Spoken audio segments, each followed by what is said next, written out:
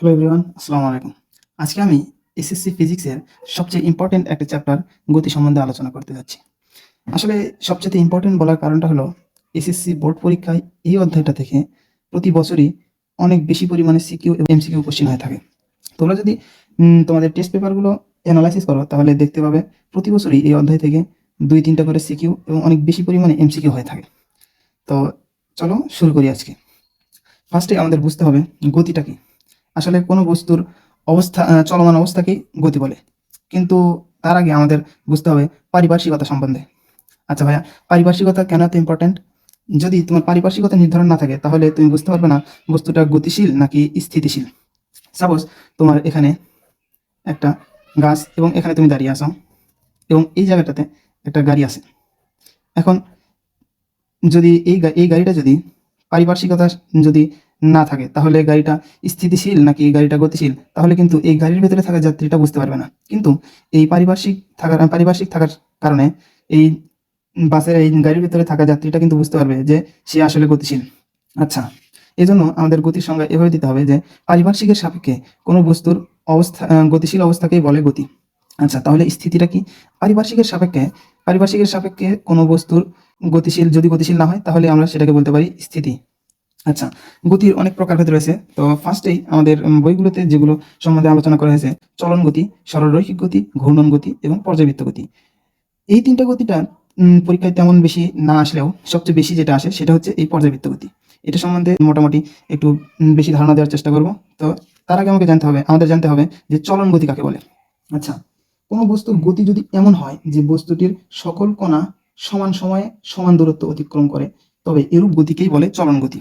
আচ্ছা, সমান সময়ে সমান দূরত্ব অতিক্রম, এটা বলতে কি বোঝায়? মানে সাপোজ এখানে একটা গাড়ি রাখা আছে। এই গাড়িটা যদি একই সময়ে একটি নির্দিষ্ট সময় যদি একই দিকে সকল বস্তুকণা অতিক্রম করে, আসলে সকল বস্তুকণা বলতে এই গাড়িতে বসে থাকা ব্যক্তি, গাড়ির চালক এবং পুরো গাড়িটাই যদি এই জায়গাতে মুভ করে, তাহলে এটাকে আমরা বলতে পারবো চলন গতি।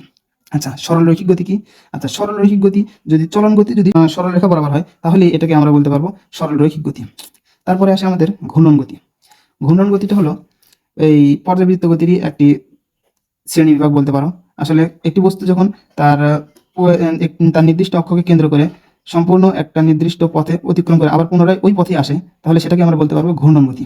আচ্ছা ভাইয়া, তাহলে পর্যাবৃত্ত গতিটা কি? পর্যাবৃত্ত গতিটা হলো সেই ঘূর্ণন গতি যেটা নির্দিষ্ট সময় পর পর, মনে রাখতে হবে, নির্দিষ্ট সময় পর পর নির্দিষ্ট পথে একই দিক থেকে অতিক্রম করে যে গতি সম্পূর্ণ করে তাকে বলতে পারবো আমরা পর্যাবৃত্ত গতি। অন্য কথায় বলতে গেলে ঘূর্ণন গতি এক ধরনের পর্যাবৃত্ত গতি। আচ্ছা, এই পর্যাবৃত্ত গতি কিন্তু আবার মানে বৃত্তাকার, উপবৃত্তাকারও হতে পারে। উপবৃত্তাকারটা আসলে কি ভাইয়া? এখন উপবৃত্তাকারটা বোঝার ক্ষেত্রে আমাদের সবচেয়ে কমন একটা উদাহরণ সেটা হলো যে চাঁদ যে আছে, চাঁদ যে পৃথিবীকে উপবৃত্তাকার পথে প্রদক্ষিণ করে, তো এটাও কিন্তু এক ধরনের পর্যাবৃত্ত গতি।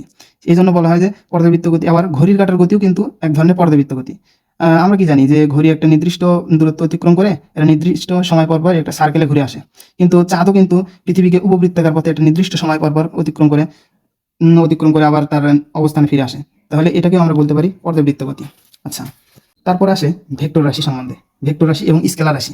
আচ্ছা, ভেক্টর রাশি এবং স্কেলার রাশি তোমাদের এসএসসি পরীক্ষায় খুব বেশি আসে না, কিন্তু ইন্টারে তোমরা ফিজিক্স 5 পার্টের যে প্রথম অধ্যায়টা পাবে সেটা ভেক্টর চ্যাপ্টার। আসলে এটা ইন্টারে একটা ফুল চ্যাপ্টারই আছে এই ভেক্টর রাশি সম্বন্ধে। তো তোমাদের শুধু জানতে হবে যে কোনগুলো ভেক্টর রাশি আর ভেক্টর রাশি বলতে কি বোঝায়। আচ্ছা, তার আগে তোমাকে যদি বলা হয় যে তোমার বাড়ি থেকে তোমাকে 10 কিলোমিটার যেতে হবে। এই সাপোজ ধরো এটা তোমার বাড়ি, এখান থেকে তোমাকে 10 কিলোমিটার যেতে হবে।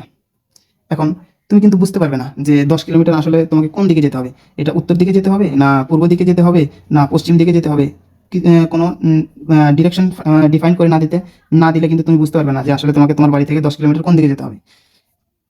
এখন তোমাকে যদি বলা হয় যে তোমার বাড়ি থেকে এই পূর্ব দিকে 10 কিলোমিটার যেতে হবে, তাহলে কিন্তু তুমি বুঝতে পারবে যে হ্যাঁ, তোমার বাড়ি থেকে তোমাকে পূর্ব দিকে 10 কিলোমিটার যেতে হবে।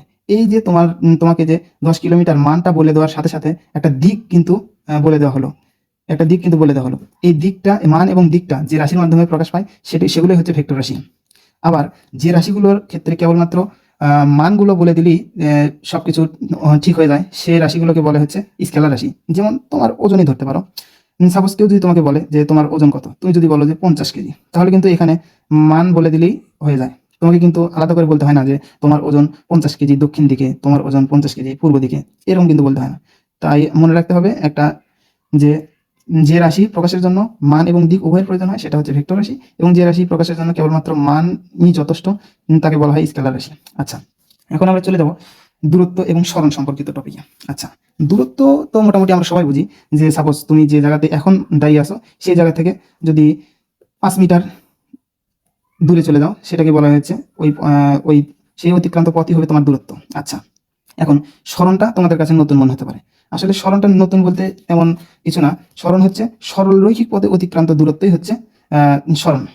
আচ্ছা, সরল রৈখিক পথ আর বক্রপথ বলতে কি বোঝায়, আমি একটা এক্সাম্পল দিচ্ছি। দেখো, এখানে যদি তোমার বাড়ি হয়, এখানে যদি তোমার বাড়ি হয়, আর যদি এইখানটাতে একটা মাঠ হয়, মাঠ কল্পনা করো। এখন এইখানে ধরো বিভিন্ন ধরনের ডোবা পুকুর আছে। এখন এই দিক দিয়ে যদি একটা রাস্তা, এই মাঠ পর্যন্ত, তোমার বাড়ির দিক থেকে একটা মাঠ পর্যন্ত একটা রাস্তা আছে, এই পুরো দূরত্ব, এই পুরো পথটুকু যদি অতিক্রম করে তুমি মাঠে আসো, সেটা হবে তোমার দূরত্ব। কিন্তু তুমি যদি বাড়ি থেকে বের হয়ে সোজাসুজি এই মাঠে আসো, তাহলে এটা হবে তোমার সরণ। আশা করি বুঝতে পারছো দূরত্ব এবং সরণের মধ্যে পার্থক্য। আচ্ছা, আরো একটা উদাহরণ তোমায় দেই, যাতে তুমি দূরত্ব এবং সরণের মধ্যে পার্থক্যটা বুঝতে পারো। ধরো এটা একটা মাঠ, এবং এখান থেকে তুমি যাত্রা শুরু করছো, দৌড় শুরু করছো, দৌড়িয়ে এই পথটুকু অতিক্রম করে আবার সেই আগের লাইনে আবার সেই আগের প্রান্তে ফিরে আসলে, তাহলে কিন্তু এক্ষেত্রে তোমার সরলরৈখিক পথে কোনো দূরত্ব পথ অতিক্রম হয়নি। তাহলে এটাকে বলতে পারি যে তোমার সরণ শূন্য হয়েছে। কিন্তু এই ফুল যে বৃত্তাকার যে মাঠ আছে, সেই মাঠের পরিধির সমান পথটুকুই কিন্তু তোমার দূরত্ব হবে। এবং এবং অনেক সময় আমাদের এক্সামগুলোতে প্রশ্ন করে যে একজন ব্যক্তি বৃত্তাকার মাঠ অতিক্রম করে তার পূর্বের জায়গায় ফিরে আসলে তার দূরত্ব এবং সরণ কত। তো আশা করি দূরত্ব এবং সরণের মধ্যে পার্থক্য তোমরা বুঝতে পেরেছো। তো চলো চলে যাই অন্য টপিকে। ফার্স্টেই আমরা বেগ সম্বন্ধে আলোচনা করবো, কেননা বেগ আমাদের মোটামুটি সবারই পরিচিত একটা রাশি। আচ্ছা, বেগে যদি আমরা সংজ্ঞা দিতে যাই, তাহলে এভাবে বলা যায় যে কোনো কিছু কত দ্রুত যাচ্ছে তার পরিমাপটাই হচ্ছে বেগ। আর যদি আমরা দ্রুতির সংজ্ঞা দিতে যাই, তাহলে বলতে হবে যে দ্রুতি হচ্ছে সময়ের সাথে দূরত্বের পরিবর্তনের হার। ভাইয়া, এরকম কেন? যে বেগ হচ্ছে তার দ্রুত, কত দ্রুত যাচ্ছে তার পরিমাপের হার। আচ্ছা, সাপোজ তুমি একটা রাস্তার পাশে দাঁড়িয়ে আসো। দেখো, উদাহরণটা দেখলে তোমরা বুঝতে পারবে আমি মনে করি। তো এখানে একটা গাড়ি আছে সাপোজ, গাড়িটা যাচ্ছে। এখন এই গাড়িটা কত দ্রুত যাচ্ছে, এটা কিন্তু তুমি দেখলেই মানে বলতে হবে যে গাড়িটা অনেক দ্রুত যাচ্ছে। যদিও তোমার খালি চোখে পরিমাপ করা সম্ভব নয়, এই গাড়িটা কত দ্রুত যাচ্ছে এটা কিন্তু তুমি একটা আন্দাজ করতে পারবে, আর এটাকেই বলা হয় বেগ। এবং তুমি যদি বলো যে গাড়িটার দ্রুতি কত, সেক্ষেত্রে গাড়িটা প্রতি সেকেন্ডে কতটুকু দূরত্ব অতিক্রম করছে, সেটাই কিন্তু এই গাড়িটার হচ্ছে দ্রুতি। বেগ এবং দ্রুতি সম্বন্ধে মোটামুটি এতটুকু জানলেই তোমাদের জন্য হয়ে যাবে। আর এটা বেগ এবং দ্রুতির একক অনেক সময় তোমাদের এক্সামগুলোতে দিয়ে দেয়, যে কোনটা বেগের একক, কোনটা দ্রুতির একক, কোনটা হচ্ছে সরণের একক। তো আমি এখানে লিখে দিচ্ছি বেগের একক। বেগের একক আমরা অনেকেই জানি মিটার পার সেকেন্ড, অর্থাৎ প্রতি সেকেন্ডে কোনো ব্যক্তি বা কোনো বস্তু কতটুকু দূরত্ব অতিক্রম করছে, এটাই তার বেগ। দ্রুতির ক্ষেত্রে এককটা একই রকম, যে প্রতি সেকেন্ডে কোনো ব্যক্তি বা বস্তু কতটুকু দূরত্ব অতিক্রম করছে। আচ্ছা, দ্রুতির যদি অনেক সময় মাত্রা বলে দেয়, দ্রুতির মাত্রা L (T−1) এবং বেগের মাত্রা L(T−1). আসলে দ্রুতি এবং বেগ কেবলমাত্র সংজ্ঞার দিক থেকেই ভিন্ন, তাছাড়া দুটো একই জাতীয়, একই রাশি। এবং তোমরা নেক্সটে দেখতে পাবে যে ম্যাথ করার ক্ষেত্রে আমরা বেগকেই বেশি ডিফাইন করি। তো আমার এই ভিডিওটা ভালো লাগলে লাইক করো এবং বন্ধুদের মাঝে শেয়ার করে দিও, যাতে তারা উপকৃত হতে পারে। আর আমাদের এই ফুল এই চ্যাপ্টারটা শেষ করতে মোটামুটি 3 থেকে 4টা কন্টেন্ট ক্লাসের প্রয়োজন হবে। অ্যান্ড এর পরবর্তীতে আমরা কিছু ক্লাস রাখবো, যেগুলো প্র্যাকটিস ক্লাস। আমরা বোর্ডে এসে এমসিকিউ এবং সিকিউগুলো সলভ করবো, ঠিক আছে? আর আমি চেষ্টা করব এই অধ্যায়ের সকল বোর্ড এক্সামের কোশ্চেনগুলো প্র্যাকটিস করানোর জন্য। সেই পর্যন্ত আমাদের সাথেই থাকো।